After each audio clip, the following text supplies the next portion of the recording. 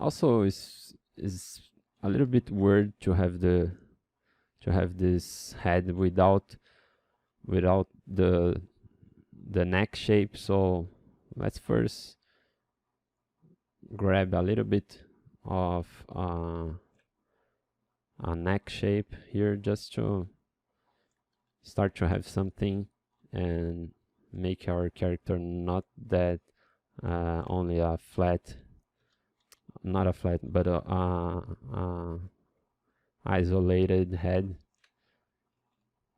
So let's, where did I selected my neck, the mask for doing the neck.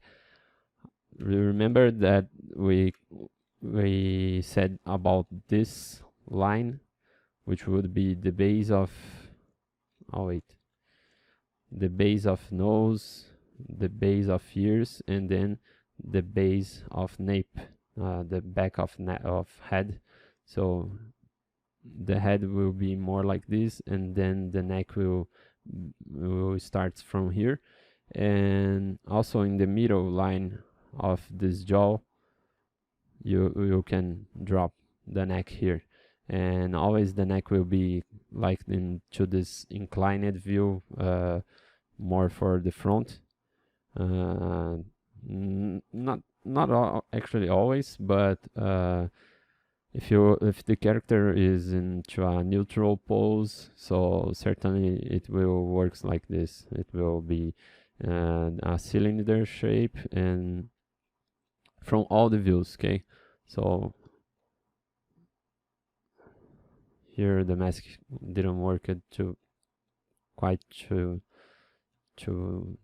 perfectly. Then we can recalculate the Dynamesh, and we can work a little bit more. So here we start to see that the jawline for our character is very weird, and maybe the ears is quite too backwards. So once you have the parameter for the neck, you start to figure out more details that are becoming weird into our character. And from the front view, what you can say is the neck will have kind of the same width of the jaw. So be careful to not leaving this too much large and going out of the silhouette. And here take care about this, the jawline needs to be more subtle, and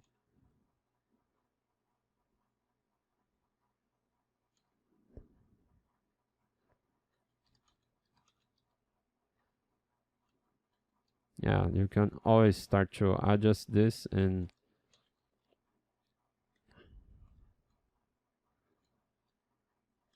here taking care with the draw shape of the masseter region that we already said. Here gonna refine a little bit the back of head, right? And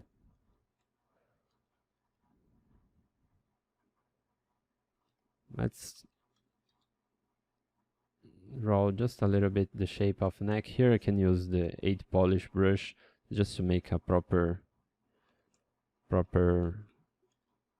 shape for this base of the neck, because once we do the torso, we will make the neck properly. So just for not having the head very floating. And here you can use the Dem standard brush to make just a little bit of some information for the neck, because here you're gonna have that muscle that we said, the sternocleidomastoid muscle, which will connect to the base of not exactly the base, but the sternum bone.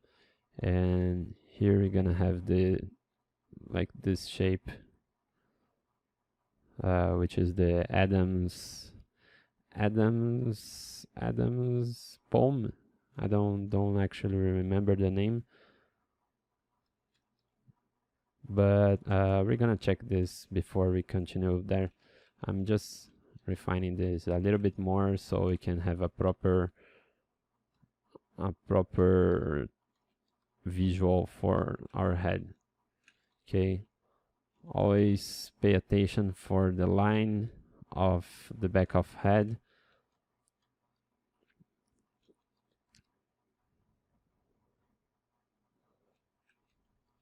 And also the silhouette for the cranium. Okay.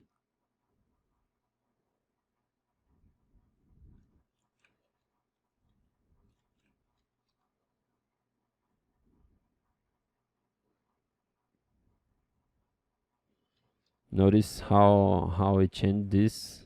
You know, here you can clearly see like a plane going more inclined. So once we force a little bit more this inclination angle, we start to have more some expression already for the character. So I like to bring for the character a little bit of expression like this, because it makes part of the the character's personality. It's personality, how I say that. Yeah, let me check. Yeah, it's personality. So once you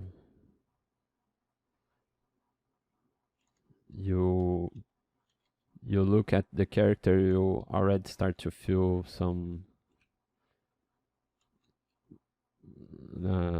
kind, the way that the character thinks and how he's, you know, it's related to his anatomy to create this kind of marks.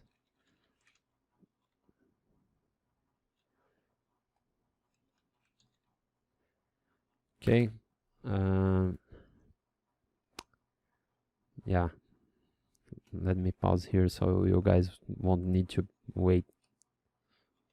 Okay, so continuing here, now we can start to refine a little bit more all of those shapes, and I think the part is which is most needing some refinement is the eyes, right?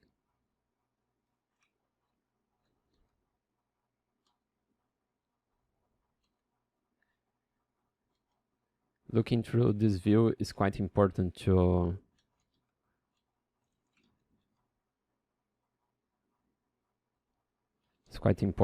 check the angle of the eyes here, between these 2 points here, right? This will be more for the back and this will be just a little bit more in the front.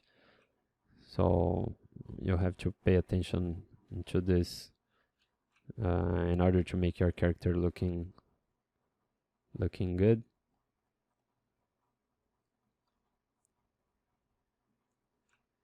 Here, if it would be very let me search. Wait, yeah, it's didactic.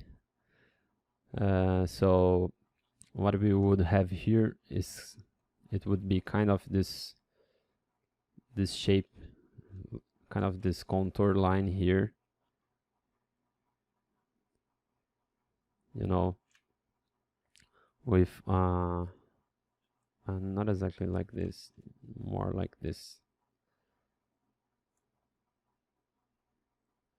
Okay, and here we also would have a line going into this direction there, more like this.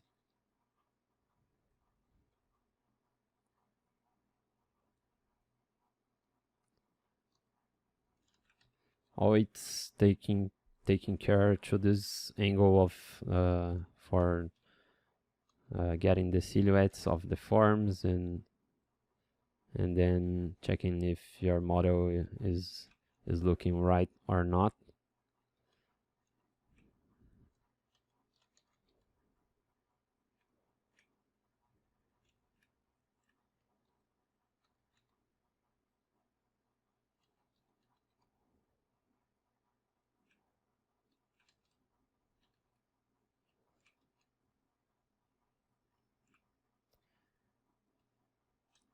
Here we have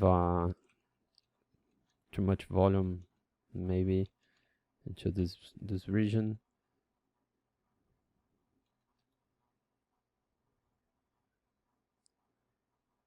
Notice that here it's all okay, but I like to pay attention to this angle, this silhouette, so I can truly understand what is happening into that region, and then I can refine the way I want. Let me check the eyeballs. It's more for the top, like here.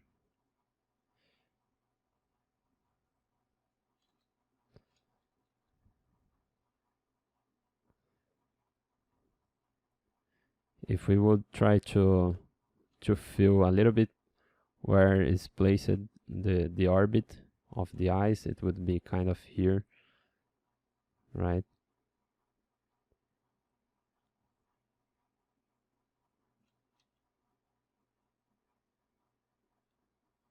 And then to this region we could start to make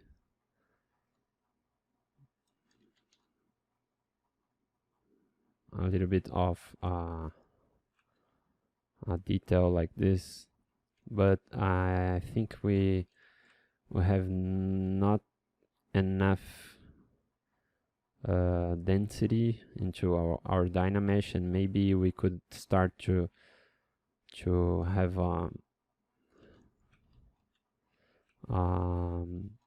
zero mesh version of the head, because all the time when if we recalculate the Dynamesh, this region here will merge together again, and this way we will not have the result that we want. But first, it's good to find the proper thickness for the eyelids, and also make sure that we have the right contact with the eyeballs. This way the zero mesh will be calculated very in a more precise way.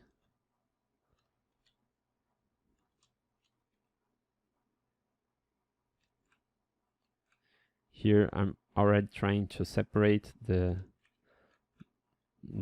lacrimal shape.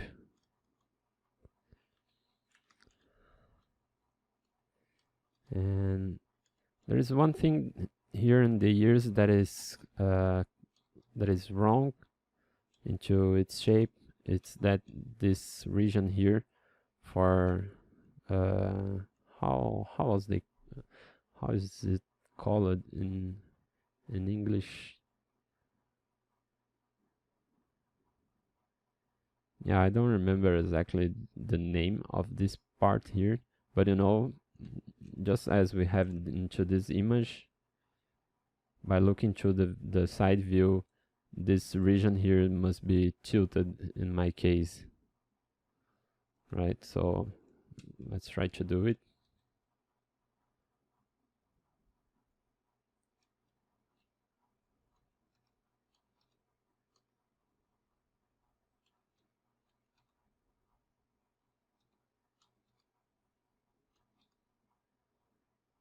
Yeah, something more like this will be better, but be careful with its shape.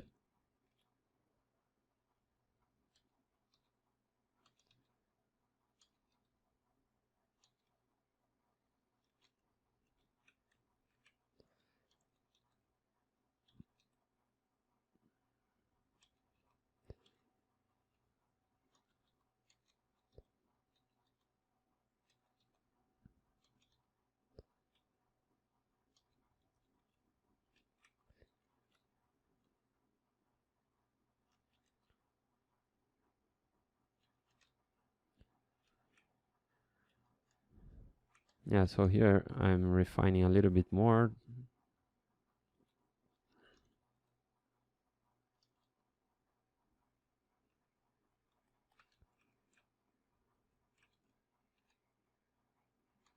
And always paying attention to the connection of and the silhouette for the jawline, which will be more straight like this, not that angle.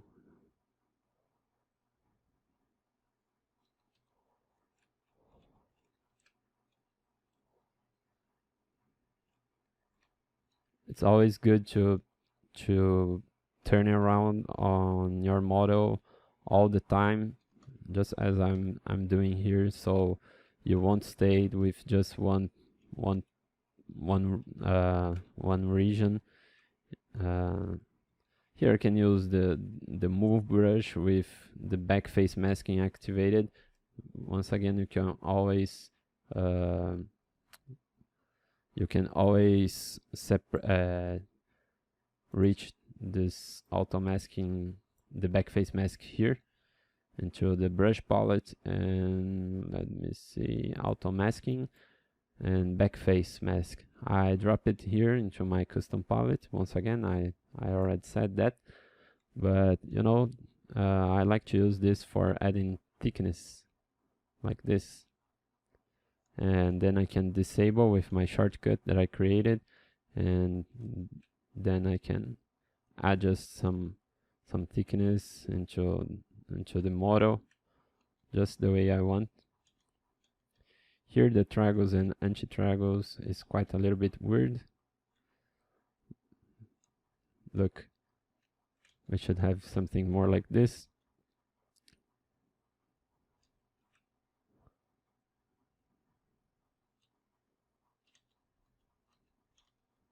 And let's make it this part here more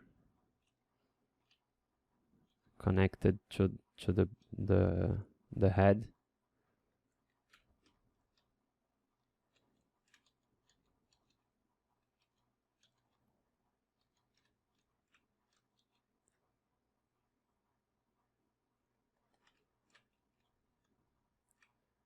Yeah, this way the character starts to be more the way we want. Here once again I'm using the back face masking with the move brush.